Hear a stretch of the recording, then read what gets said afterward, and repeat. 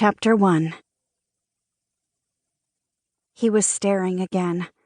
But lately, every time I looked up, there he was. As my constant shadow in the underground, I was shocked, to say the least, to find out my feathered friend was indeed my ex-fiancé.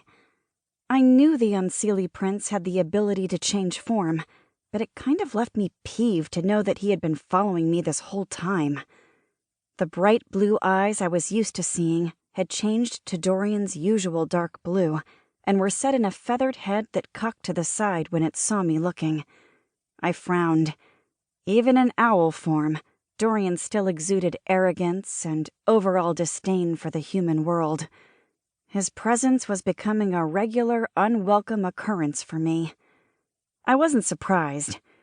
Did I really think I could slip out of the underground without anyone noticing?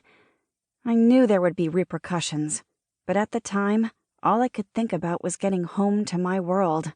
Well, the human world. Chess's outstretched hand had been a godsend, and the easiest alternative to the pressure that had been weighing down on me. I hadn't been home for more than a day when my feathered keeper showed up on the tree outside my windowsill. He never approached me, not like I thought he would. Back in the underground, he'd been so determined to make me see how sorry he was, how much he wanted to start things up again. It was a relief to have him as a silent guard, no matter how creepy.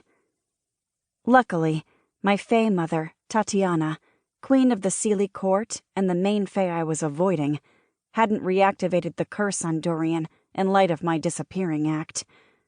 I was sure his mother had some say in the matter as well. Mab, the unseelie queen, like her son, tended to have a temper. Even from my experience with her as a human, I knew that. I doubted she would let her precious baby boy be blamed for my human flakiness. They probably thought Dorian was their best chance at getting me to come home. Not that he has tried. Back again, I see. He doesn't seem to get the hint, does he? I jumped in place at the sound of Chess's voice, purring right beside my ear.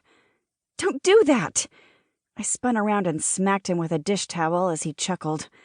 My angry face threatened to fall when I took in the sight of him.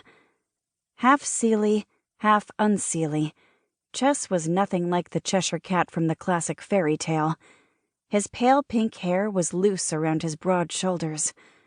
For once, his muscular chest was covered by a cream-colored cotton sleeveless shirt, leaving his biceps bare and flexing. The faint scars that crisscrossed over his chest barely peeked out from the slight split in the neck of the collar. A corded braid wrapped around his neck and hung loosely down his chest, brushing the top of his fitted rose-colored pants, where his striped tail was wrapped around his waist. Chess's usual knee-high boots were swapped out for a pair of brown ankle boots. I fought the smile that threatened to creep up my face when his purple and pink striped ears twitched on his head while he smirked down at me.